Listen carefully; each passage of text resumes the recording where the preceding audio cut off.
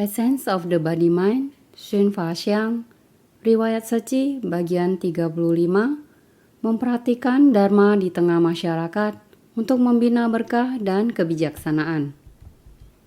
Ceramah Master Pertemuan Pagi Relawan, tanggal 30 Agustus 2015. Untuk melakukan perbuatan baik, ada kalanya kita harus mengatasi banyak kesulitan. Kesulitan yang berwujud mudah diatasi, tetapi yang tidak berwujud, rintangan batin, kita harus sungguh-sungguh memahaminya secara menyeluruh. Sepenuhnya membangkitkan hakikat Tathagata Garba, gudang mestika Tathagata. Berharap semua orang dapat masuk ke dalam Tathagata Garba, agar orang-orang dari kehidupan ke kehidupannya, kegelapan batin di masa lalu, kerisauan dan delusi, semuanya dapat dihapus setiap hari. Ini adalah tujuan Buddha datang ke dunia, untuk satu tujuan utama bagi kita. Oleh karena itu, membina diri, tetesan Dharma ini harus masuk ke dalam batin kita sedikit demi sedikit, dan berharap setiap orang dapat menerima jalan kebenaran. Air Dharma bagaikan embun manis. Di satu sisi membina diri melalui hal-hal duniawi, tetapi di sisi lain kita menerima embun Dharma yang tidak berwujud. Semua ini adalah ladang pelatihan diri dan yang terpenting adalah harus mempraktikkan Dharma. Oleh karena itu, berharap setiap orang dapat mengembangkan berkah dan kebijaksanaan di ladang pelatihan diri ini. Dapat memupuk berkah dan juga memupuk kebijaksanaan. Memupuk berkah dan kebijaksanaan hanya dapat dilakukan di alam manusia. Hubungan antara sesama, bagaimana bergaul dengan harmonis satu sama lain, dan bagaimana menjalin hati, bersatu hati, agar cinta kasih dapat menyebar ke seluruh penjuru dunia. Inilah harapan terbesar, dan juga adalah doa yang paling tulus. Riwayat Seci bagian 35.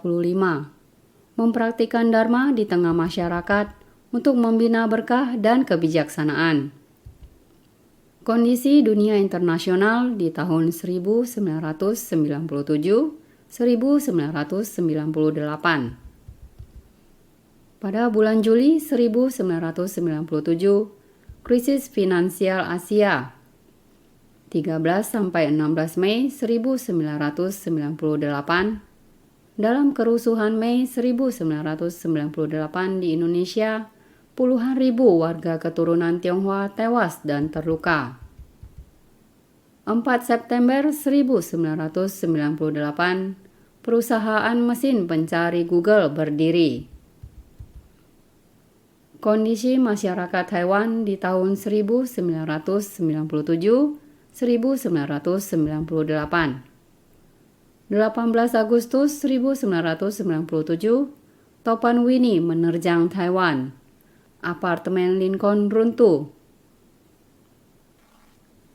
16 Februari 1998, insiden jatuhnya pesawat terbang di Taiyuan menewaskan 202 orang. Sejarah Seci 1997-1998. 3 Agustus 1997, peresmian Pusat Cuci Darah Malaysia. 1 September 1997, kantor perwakilan Seci Yordania didirikan dan menjadi kantor perwakilan Seci pertama di negara Islam di Asia Tengah. 23 November 1998, dibentuknya tim tanggap darurat Seci di wilayah utara. Bantuan cuci darah di Malaysia. Ceramah Master pada pertemuan pagi relawan tanggal 19 November 2004. Jangan karena mengira bahwa kekuatan kita sangat kecil dan sumbangsih kita tidak seberapa, kita lalu tidak bersumbangsi. Jangan pula karena tidak rela untuk bersumbangsi banyak, atau malu jika bersumbangsi sedikit, kita lalu tidak bersumbangsi. Jika demikian, siapa yang bisa berbuat baik di dunia ini? Jadi, tidak perlu memikirkan berapa besar kekuatan kita. Cukup bersumbangsi semampu kita saja. Di Penang dan Malaka, suci sepenuhnya dijalankan oleh relawan setempat. Di Malaysia, terdapat warga keturunan Tionghoa yang sudah tinggal di Malaysia dari generasi ke generasi. Mereka bukan pengusaha Taiwan ataupun warga Taiwan. Mereka sudah tinggal di Malaysia dari generasi ke generasi. Mereka mengasihi saya dan mengasihi Seci. Mereka mempraktikkan semangat Seci dan menjalankan semua misi Seci. Dari misi amal, kesehatan, budaya humanis, hingga pendidikan. Pertemuan pagi relawan tanggal 28 Agustus 2006. Di Malaysia, orang-orang cenderung mengonsumsi makanan yang rasanya lebih kuat, seperti asin atau pedas. Warga kurang mampu tidak memperoleh asupan gizi yang cukup. Mereka hanya makan nasi dengan acar. Menjalani pola hidup seperti ini dalam jangka panjang membuat banyak orang harus menjalani cuci darah. Cuci darah tidaklah murah. Satu kali cuci darah membutuhkan biaya sekitar $1.800 NT. Penghasilan mereka bahkan tidak cukup untuk menjalani cuci darah. Kita yang berada di Taiwan pasti masih ingat bahwa sebelum ada jaminan kesehatan nasional, saat ada yang perlu menjalani cuci darah, banyak keluarga yang tidak sanggup menanggung biayanya. Saat menjalankan misi amal dan mengunjungi warga kurang mampu, Insan Seci Malaysia menerima banyak kasus pasien yang perlu menjalani cuci darah. Karena itu, relawan kita mulai mempertimbangkan untuk mendirikan sebuah pusat cuci darah, agar pasien-pasien itu dapat menjalani cuci darah secara gratis. Dengan demikian, mereka tak lagi membutuhkan bantuan biaya cuci darah dari kita. Akhirnya, pada tahun 1997, pusat cuci darah pertama kita didirikan. Akan tetapi, pusat cuci darah membutuhkan biaya besar. Karena itu, setahun sekali, relawan kita mengadakan bazar makanan vegetaris berskala besar. Orang-orang pun bisa mengetahui bahwa makanan vegetaris juga sangat lezat. Selain itu, kita juga berbagi tentang pola makan yang sehat. Bagaimana menjaga kesehatan diri sendiri, bagaimana memperoleh asupan gizi yang cukup, dan bagaimana agar kita tidak mengonsumsi terlalu banyak garam dan lain sebagainya. Relawan kita sering melakukan sosialisasi. Jadi, sambil melakukan sosialisasi, relawan kita juga memberikan teladan dan mempromosikan bazar. Pertemuan pagi relawan tanggal 19 November 2004. Yang pertama di Penang dan kedua di Kedah, dan yang ketiga di utara Penang. Dengan begitu, sudah berdiri 3 pusat pencucian ginjal. Beban pendiriannya sangat berat. Apa yang harus kita lakukan? Secing sudah ada sejak awal. Secing menggerakkan perlindungan lingkungan. Perlindungan lingkungan hanyalah mendaur ulang kertas. Kelompok Secing ini pergi ke setiap gedung, mengetuk pintu, mempublikasikan, dan mengumpulkan kertas atau koran yang tidak terpakai. Dengan harapan mereka akan menyumbangkannya. Beberapa tahun terakhir ini, saat itu, jika mendengar bel pintu, mereka tahu bahwa Secing ada di sini. Ketika pintu terbuka, sudah ada tumpukan kertas yang tertata rapi di depan pintu dan menunggu mereka. Promosi seperti ini sungguh luar biasa. Ini bukan hanya mengumpulkan sampah untuk dipilah nanti. Orang-orang menumpukan kertas mereka sebelumnya untuk mereka. Jika setiap rumah tangga di Taiwan dapat berkontribusi mengambil kertas yang tidak mereka inginkan setiap minggu, dan memilah serta mengemasnya untuk kami kumpulkan, saya tidak tahu berapa tenaga kerja yang dapat dihemat. Ini juga merupakan kebiasaan yang baik. Juga jangan berpikir bahwa saya tidak mempunyai uang. Saya hanya menyumbangkan tenaga juga sangat bagus. Lihatlah pasien dialisis lokal ini. Mereka juga merasakan bahwa tubuh jasmani mereka terawat, jiwa batin dilatih.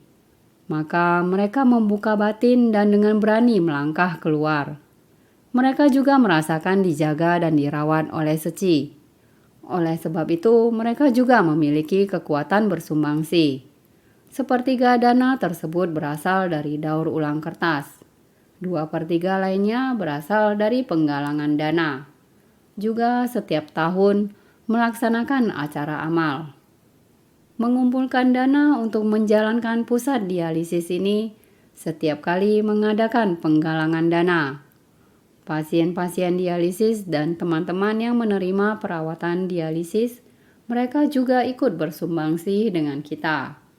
Bahkan pasien paliatif di ruang Lotus, mereka juga merasakan bahwa saya masih mampu melakukan sesuatu. Saya mau memanfaatkan waktu saya. Meskipun sekarang saya di bangsal paliatif, tapi sampai hari ini saya masih baik-baik saja. Hari ini saya masih dapat bersumbangsi. Maka mereka juga ikut terlibat. Jadi mereka yang memberi tidak berharap mendapatkan imbalan apapun. Mereka yang membantu orang lain tidak berharap siapapun untuk membayar mereka kembali. Tetapi mereka yang menerima bantuan tidak melupakan kebaikan orang lain. Saya merasa kehidupan seperti ini sangatlah baik. Pertemuan pagi relawan tanggal 7 Desember 2005. Maka, pusat hemodialisis cuci darah di Malaysia kami mempunyai keunikan. Tidak hanya hemodialisis dan mengobati penyakitnya, masih membantu kesulitan dalam kehidupan sehari-hari mereka. Sangat penting. Sejumlah orang yang menerima hemodialisis sudah bergabung dalam barisan relawan Seci. Kamu bertanya kepada siapa saja. Mereka akan dapat secara lancar dan lantang mengulang ceramah master. Ini pada saat yang sama, menolong secara jasmani dan spiritual. Merupakan pertolongan secara tuntas. Menolong kesulitan juga memurnikan hati mereka. Pertemuan pagi relawan tanggal 11 Juni 2009. Walaupun bantuan terhadap penderita ginjal sangat besar, namun tetap harus membentuk dan membina tenaga medis Cusau. Secing, semua sangat perhatian dan penuh kehangatan. Ada yang sudah mau lulus menjadi dokter. Ada juga yang mau menjadi perawat. Namun biaya sekolah cukup tinggi. Hanya kuliah keperawatan. Kuliah keperawatan selama 3 tahun. Di sana kuliah 3 tahun memerlukan 70 ringgit. Rata-rata keluarga tidak akan mampu. Maka kita perlu membantu mereka semua biaya-biaya sekolah lainnya.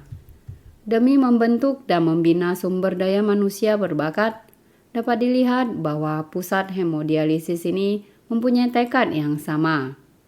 Dari Cusau, Cecing, dan relawan, semua perlu terlibat, perlu menemani sampai ke dalam kehidupan. Ini semua perlu menegakkan tekad. Sekelompok dokter dan perawatan ini membuat orang kagum dan hormat, sungguh-sungguh mempunyai rasa cinta kasih. Pertemuan pagi relawan tanggal 30 April 2014. Pusat dialisis di Penang telah menjalani sertifikat ISO. Mereka semua telah dievaluasi dan disertifikasi. Ini sungguh sangat menyentuh dan saya sangat bersyukur akan hal ini. Mereka mengembangkan pusat dialisis ini menjadi sesuatu yang berskala besar. Dalam waktu 1 tahun, mereka telah menyelamatkan banyak orang dan menyelamatkan banyak keluarga. Tidak hanya menyelamatkan orang, mereka juga telah membebaskan orang dari penderitaan Mereka menjelaskan Dharma pada pasien. Mereka menolong para pasien dialisis menjadi relawan, membantu para pasien meningkatkan nilai hidup mereka. Walaupun mereka merasakan sakit pada tubuh mereka, tetapi mereka masih tetap bisa menjadi ahli perahu yang hebat, yang masih bisa merubah manusia. Lihatlah bagaimana lembut dan perhatian para perawat terhadap pasiennya. Mereka memberi para pasien untuk mendengarkan Dhamma. Saat mereka berbaring, mereka memberi waktu para pasien untuk mendengarkan Dharma. Saat mereka berbaring di sana dengan dialisis mereka. Selama berdoa, perawat juga memimpin mereka dalam doa yang tulus. Saya percaya bahwa jika siapapun orang di dunia mengunjungi pusat dialisis yang seperti ini, mereka akan memberikan banyak pujian. Mereka menggunakan sumber daya lokal, menerapkan cinta kasih dalam hati mereka untuk menolong orang lain. Di seluruh dunia ini, banyak orang dengan hati yang penuh cinta kasih. Selama mereka melakukan hal yang benar dan mempunyai cita-cita yang sama, maka akan ada banyak orang yang mendukung kita. Semua cerita ini sangat menyentuh. Jadi kita harus dengan sungguh-sungguh mendedikasikan diri kita. Tidak ada yang tidak bisa kita capai di dunia. Berdirinya kantor perwakilan Seci Yordania. Ceramah Master pada pertemuan pagi relawan tanggal 1 September 2001 di Yordania. Masih ingat sejak Seci dibawa ke Yordania oleh Lin Huichen, suami dari komite wanita ini adalah perwakilan Taiwan di Yordania. Istri beliau membawa benih Seci Taiwan hingga ke Yordania. Beliau secara diam-diam mengolah. Beliau bersumbangsi dengan cinta kasih, hingga mempengaruhi beberapa orang dari Taiwan yang sepemikiran. Masuk ke Yordania untuk membantu. Sangat kangen kepada Tuan Chen Chiu Hua, karena beliau senantiasa berada di istana. Beliau adalah seorang kapten pengawal, sehingga beliau pun menggerakkan orang-orang di istana bersama dengan beliau mendalami pekerjaan sebagai relawan Seci. Mereka di sana benar-benar berkembang pesat. Sangat banyak cinta kasih yang membuat orang terharu. Karena perang di Timur Tengah seperti Israel dan Pakistan, 1000 hingga 2000 tahun ini tiada henti bermusuhan dan berperang. Akan tetapi pengungsi perang sangatlah banyak, sehingga setiap bulan mereka ke lokasi pengungsian untuk membantu para pengungsi. Pelatihan relawan Chen Sammei tanggal 21 Maret 2006. Saya bertanya kepada beliau, kalian sering memberikan bantuan darurat. Kalian tidak kembali ke Taiwan untuk mengambil uang. Berapa orangkah jumlah donatur di sana? Beliau berkata, donatur tidaklah banyak, akan tetapi cukup untuk dipakai. Beliau berkata karena donatur yang paling stabil adalah orang-orang dari istana, adalah donatur yang paling stabil, sehingga dapat dikatakan di tempat tersebut sungguh beruntung ada istana. Jika tidak, untuk mencari donatur juga sangat sulit. Ditambah lagi beliau mempraktekkan pelestarian lingkungan di rumahnya. Kita juga pernah melihat rumahnya sangat nyaman. Akan tetapi di manakah lokasi pelestarian lingkungan? Beliau memungut kemudian menyimpan. Disimpan di rumahnya, kemudian dipilah di sana. Pemberkahan akhir tahun Hsinchu tanggal 9 Januari 2013. Di Suriah, mereka melarikan diri karena bencana dan perang yang disebabkan oleh manusia. Warga Suriah yang melarikan diri ke berbagai negara lebih dari 1 juta orang. Hanya di Yordania saja sudah ada lebih dari 200.000 orang. Ada juga yang dapat mencari kerabat dan teman. Ada juga yang tetap berada dalam perbatasan negara. Raja Yordania membuat batasan. Biarkan mereka membuat kamp pengungsi. Di sanalah para pengungsi bisa tinggal sementara. Sementara sudah diketahui bahwa di sana semua adalah area tenda. Saat ini juga sangat dingin di Yordania, dan itu tipe gurun pasir. Oleh karena itu, saat cuaca bagus, angin dan pasir sangat kencang, sangat menderita. Begitu turun hujan, sudah dipenuhi lumpur yang sulit dilalui. Melihat tenda itu seperti ini, tenda itu terhubung dengan tanah gurun, terhubung bersama. Saat hujan, Anda lihat air mengalir ke dalam tenda. Awalnya tanah itu seluruhnya berpasir. Setelah melewati air seperti ini, terendam, terbenam. Coba dipikirkan, air dan lumpur ini menyatu. Saya terus berpikir, apakah dia akan tidur sambil berdiri, atau tidur jongkok, atau tidur berbaring? Semuanya dipenuhi lumpur yang sulit dilalui. Saya yakin semua orang ingin kembali, namun ancaman terhadap kehidupan sangat besar. Dengan susah payah agar dapat melarikan diri dan menghadapi bahaya besar untuk dapat melarikan diri. Dalam proses lari dari bencana atau kesulitan harus dengan benar-benar. Tidak mudah untuk lari keluar dengan mendapatkan kehidupan yang aman dan selamat. Untuk mencari suatu tempat di tempat itu, untuk mendirikan tenda yang stabil dan kokoh, juga sangat tidak gampang. Terutama kita akan melakukan baksos pemberian bantuan. Bahkan lebih banyak lagi kesulitannya. Meskipun bersyukur kepada orang Taiwan, kita yang memiliki hati cinta kasih, demikianlah bersumbangsi. Tetapi untuk benar-benar harus mendekati pengungsi bukanlah hal yang gampang. Tidak begitu mudah untuk diterima. Untunglah kami di Taiwan, dengan demikian menggunakan hati cinta kasih yang begitu tulus untuk mengurus baju-baju musim dingin ini.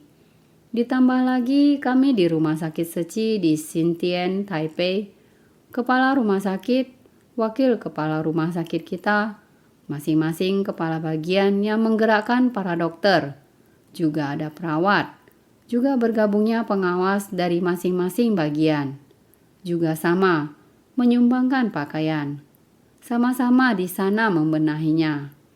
Masih harus melalui pengecekan yang sangat teliti, membukanya, apakah semuanya lengkap, apakah ada kancing baju yang terlepas, apakah kotor, apakah ada yang robek. Semuanya harus melalui pemeriksaan yang sangat teliti. Kancing baju yang terlepas harus segera. Terlepas satu buah, maka semua kancing bajunya diganti. Jadi dibedakan, baju untuk laki-laki dan perempuan.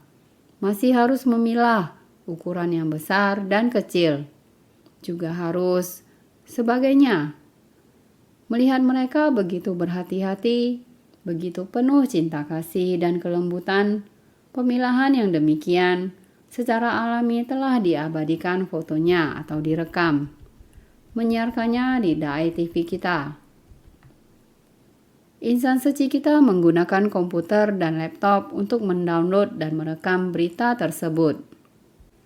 Menyimpannya ke dalam komputer dan laptop, lalu membawa laptopnya untuk diperlihatkan kepada seorang pengusaha.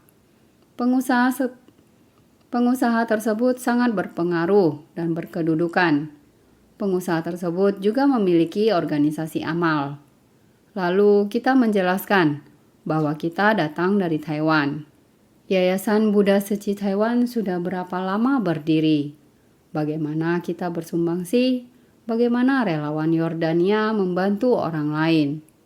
Ini semua direkamnya. Merekam semua bantuan yang sudah diberikan sejak Perang Irak. Merekam sumbangsi yang sudah dilakukan Taiwan kepada para pengungsi dari Suriah yang ada di Yordania.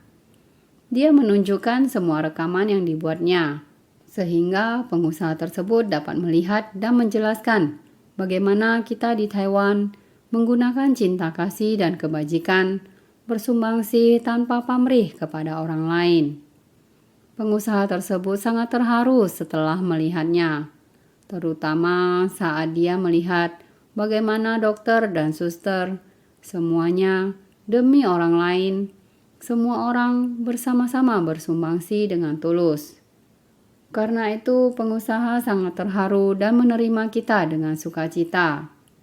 Pengusaha itulah yang kemudian berkomunikasi dengan pemimpin para pengungsi. Dialah yang berkomunikasi dengan para pengungsi di kamp pengungsi, sehingga mereka dapat menerima bantuan dari kita.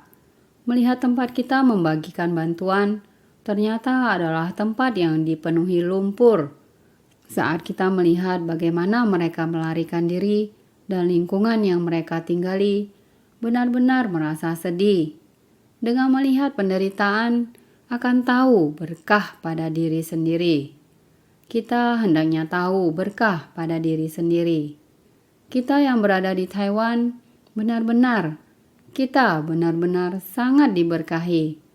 Oleh karena itu, apabila kita menginginkan berkah, maka masyarakat hendaknya harmonis. Apabila kita menginginkan masyarakat yang harmonis, maka kita hendaknya menyebarluaskan cinta kasih ke komunitas dan mensucikan hati manusia. Melipur lara pasca insiden pesawat terbang di Taiyuan. Ceramah Master tanggal 16 Februari 2017. Pada pertemuan pagi relawan tanggal 16 Februari 1998, terjadi satu peristiwa besar dunia penerbangan, yaitu insiden pesawat terbang Taiyuan. Hari itu, pesawat terbang kembali dari luar negeri. Jelas-jelas sudah dekat bandara. Tidak tahu mengapa, tiba-tiba saja pesawat terbangnya terpecah belah dan orang-orang di dalamnya jatuh berserakan pada lapangan yang sangat luas. Sangat banyak sekali yang menjadi hancur. Orang-orang yang berada dalam pesawat tersebut tidak ada yang selamat. Di darat, di lapangan tersebut semula baik-baik saja. Sampai dengan musibah ini tiba-tiba jatuh dari langit. Karenanya 6 orang yang berada di darat juga terkena musibah penerbangan ini. Bukan hanya yang di angkasa yang berada di dalam pesawat terbang, termasuk juga orang yang berada di darat meninggal dunia. Keseluruhannya 202 orang. Pertemuan pagi relawan tanggal 27 Maret 2014. Ketika peristiwa yang terjadi dalam waktu sekejap ini, masih ingat kala itu insan suci sedang berkumpul mengadakan rapat. Tiba-tiba mendengar pemberitaan di televisi. Insan suci segera mengubah acara rapat menjadi penggerakan relawan. Bagaimana mengumpulkan para relawan dan segera berangkat ke bandara. Maka relawan berhasil dimobilisasi dengan sangat cepat. Mereka segera dapat bergabung. Peristiwa kali ini sungguh membuat saya menyadari bahwa semangat bodhisatwa ada di mana-mana. Gagah berani dan giat bersemangat. Tidak ada sedikit pun kegentaran, karena insan suci diberi tanggung jawab dan mereka masuk ke tengah lokasi musibah. Pertemuan pagi relawan tanggal 16 Februari 2017. Bagi para relawan suci, ini pertama kalinya mereka menghadapi bencana yang begitu besar. Hujan turun di mana-mana. Ketika hujan turun pada malam yang gelap gulita itu, relawan suci bekerja sepanjang malam, memasuki area bencana, memungut jenazah korban satu persatu, dan memenuhi sekantong demi sekantong jenazah. Ketika saya mengingat kembali masa itu, saya merasa bahwa para bodhisatwa ini bukan orang-orang biasa yang bisa melakukannya. Namun, para bodhisatwa hidup ini bisa melakukannya. Selama beberapa hari, mereka bergiliran untuk bekerja di area bencana.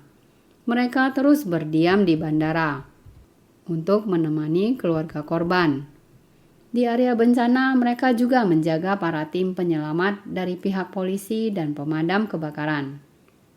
Dan juga di tempat di mana jenazah diletakkan. Mereka melafal nama Buddha bagi para korban agar para korban bisa tenang. Mereka juga memberitahukan kepada relawan suci di dekat tempat pemakaman untuk menunggu di sana.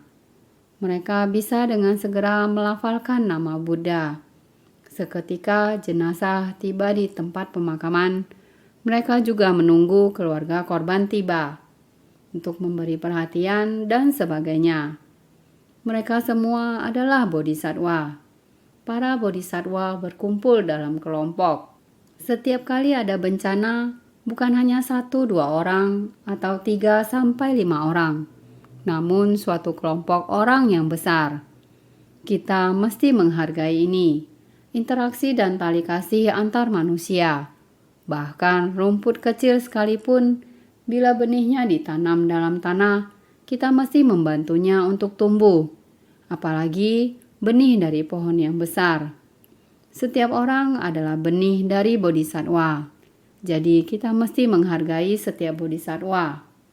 Kesimpulannya, kita mesti menghargai kekuatan cinta kasih dengan sungguh-sungguh dan menuntun yang lain dengan sungguh-sungguh. Dengan begini barulah kita bisa mempertahankan Dhamma selamanya dan terus meneruskannya untuk ratus ribuan tahun lamanya. Pembentukan tim tanggap darurat. Ceramah Master pada pertemuan pagi relawan, tanggal 23 November 2002. Semua orang tahu akan dunia suci. Barisan Komite Pria adalah matahari dunia suci. Kebijaksanaan mereka, kekuatan mereka, menyinari keseluruhan dunia suci. Mereka biasanya sebagai pelindung suci. Gerakan kewelasasihan relawan Komite Wanita. Mereka sangat bekerja sama. Juga para relawan Komite Wanita. Asalkan ada bodhisatwa Komite Pria melindungi di sampingnya, mereka sudah sangat tenang dan bisa melakukan banyak pekerjaan gerakan bantuan darurat. Apalagi para bodhisatwa Komite Pria. Mereka bukan saja berbicara melindungi saja, mendukung. Mereka masih harus memikul tanggung jawab yang sangat-sangat penting. Di bulan 10 tahun 1998, bencana angin topan. Saat itu adalah benar-benar membuat para bodhisatwa Komite Pria, bodhisatwa para Komite Wanita, semuanya menggerakkan anggota, melakukan pekerjaan bantuan tanggap darurat. Namun karena melihat pekerjaan memberikan bantuan ini tidak mudah, keselamatan, segera menyelamatkan orang harus aman. Di luar mau menyelamatkan, mesti harus segera pergi menolongnya. Oleh karena itu harus segera menolong orang. Juga harus menjaga keselamatan diri sendiri. Teknik ini tidak boleh tidak ada. Oleh karena itu, mereka membentuk tim tanggap darurat kita di bulan 3 tahun 1995. Komunitas bagian timur Barisan Komite Pria juga sangat mendesak melakukan pelatihan. Membentuk satu pelatihan tim tanggap darurat. Ini adalah Barisan Komite Pria di bagian timur. Oleh karena itu dikatakan insan suci adalah sepenuh hati menggunakan berbagai metode bagaimana menghadapi orang. Terhadap masyarakat, bisa ada bersumbangsi. Bisa membantu orang yang membutuhkan. Harus melatih teknik untuk menolong orang lain. Selain itu juga harus melatih kebugaran jasmani sendiri. Baik pertolongan di atas perairan ataupun di atas pegunungan. Mereka meminta tim khusus untuk memberikan pelatihan. Apa yang mereka kerjakan sesungguhnya harus sangat akurat, fokus, sehingga setiap bulannya mereka mengadakan pelatihan. Pastinya dalam menciptakan tim pertolongan ini harus ada catatan. Pastinya catatan mereka sangatlah ketat. Setiap saat harus menjaga 10 sila, Ini semua awal mulanya adalah sila seci. Apalagi harus mengemban tugas menolong orang lain. Tubuh dan batin harus dijaga baik-baik. Setiap saat harus dijaga dengan sangat baik. Mereka juga harus menjalankan pelatihan pada operasi pertolongan di atas perairan. Saat hendak pergi, tali temali juga harus dibawa. Mereka juga harus berlatih cara untuk membuat sambungan tanpa kabel.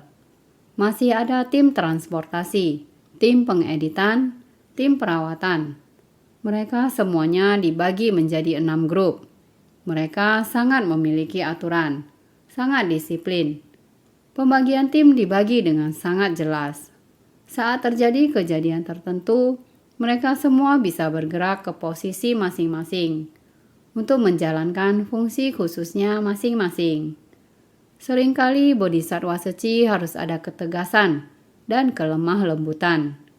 Juga terlihat, bahkan mereka pun bisa memasak bagi timnya sendiri, ataupun saat pulang ke keluarga masing-masing. Mereka memiliki segala keahlian, apapun bisa dilakukan. Inilah tim dari relawan Suceng kita.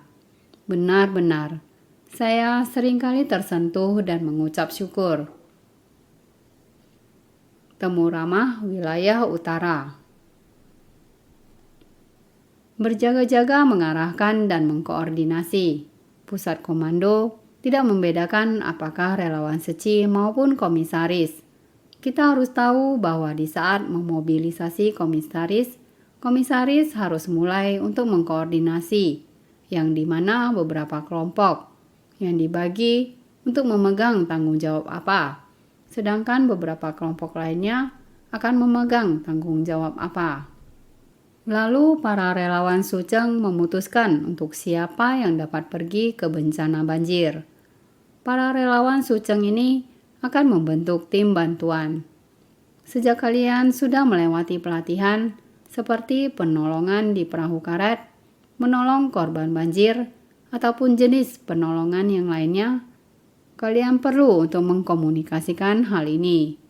Untuk pertolongan korban bencana, apa saja yang akan dilakukan? Tim kelompok penanggung jawab makan akan menyiapkan konsumsi seperti memasak dan menyiapkan bahan makanan. Lalu para relawan Suceng akan mengambil tanggung jawab untuk memberikan makanannya. Bagaimana caranya untuk memberi makanannya? Sebagai contoh, ini pastinya harus merata dalam dua sisi. Maka dari itu, para Suceng dan para komisaris yang dimana harus bersama-sama berjalan dalam sebuah misi yang sama, intinya para komando inti juga diperlukan. Dengan menyediakan kepedulian dan dukungan juga diperlukan setelah keadaan darurat ini berlalu. Bagaimana dengan para korban yang terkena dampaknya? Para korban ada yang jika melihat air, mereka akan pergi menghindar. Orang-orang yang selamat juga tidak dapat berbuat apa-apa. Pada saat seperti itu, harus segera mengirim orang-orang yang sangat memedulikan mereka untuk menenangkan mereka atau memberi bantuan kepada mereka. Ataupun jika ada orang yang terluka, maka kita bantu mereka untuk membawanya ke suatu tempat. Maka kita harus segera menghubungi para relawan, memberitahu mereka di mana lokasi rumah sakit. Jika ada orang seperti ini, komisaris kita harus dengan sigap mempedulikan mereka. Ini memerlukan semua orang untuk berusul serempak bersama. Inilah yang disebut dengan memberi perhatian. Inilah memberikan perhatian. Pasca bencana, setelah bencana berlalu, saat kita akan memberikan bantuan secara menyeluruh, berhubung dampak bencana yang dirasakan para korban adalah sangat beragam, ada yang ringan, ada yang parah, maka relawan komite kita harus sangat cermat. Dalam melakukan survei dan analisis, tentu saja peran Suceng juga dibutuhkan. Sebagian jalan sangat sulit ditempuh. Ini juga membutuhkan relawan Suceng untuk menjaga keselamatan kita. Singkat kata, untuk memberikan perhatian sebagai tim tanggap darurat, komite pria maupun wanita harus bergerak bersama. Karena kita sudah ingin menjadi bodhisatwa dunia, kita harus lebih memahami kebutuhan masyarakat zaman sekarang ini. Karena ini ada sebuah kalimat. Bodhisatwa datang karena adanya makhluk yang menderita. Jadi kita harus bisa melakukan segalanya. Namun, kita juga harus melakukan evaluasi.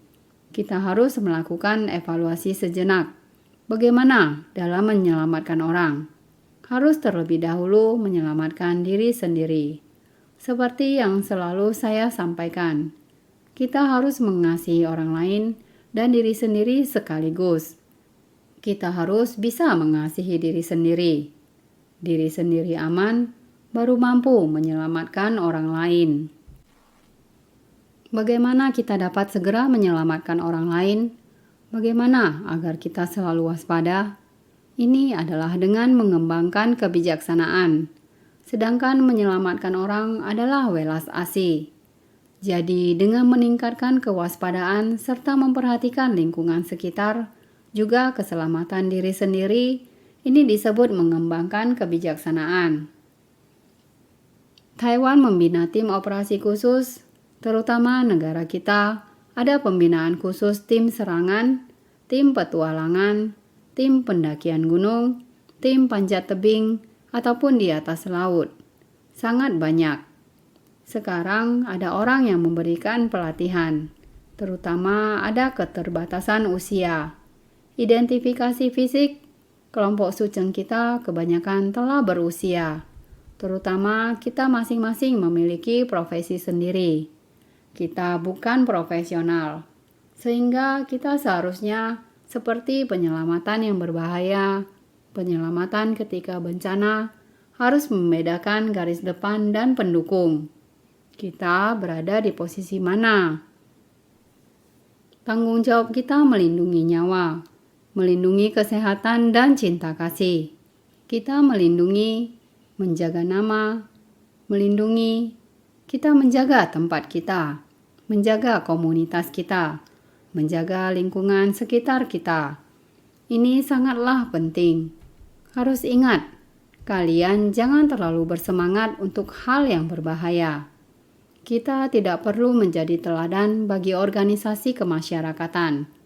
Kita tidak mementingkan nama, keuntungan.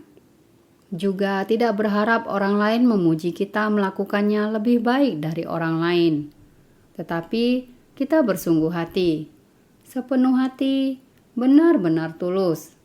Dengan hati tulus bersumbangsi, maka kita sepenuh hati melakukannya. Kita jangan mengatakan untuk menjadi teladan bagi orang lain. Teladan yang terbaik adalah pelatihan diri. Ketika terjadi bencana merupakan kondisi yang terpaksa. Yang terpenting adalah pelatihan diri pada biasanya. Saudara sekalian, kita semua insan suci. Jalan pelatihan diri kita adalah cinta kasih, welas asih, sukacita, dan merelakan. Bukan bentuk bangunan berwujud. Batin sendiri merupakan ladang pelatihan. Cinta kasih, welas asih, sukacita, dan merelakan merupakan lahan pelatihan kita, insan suci.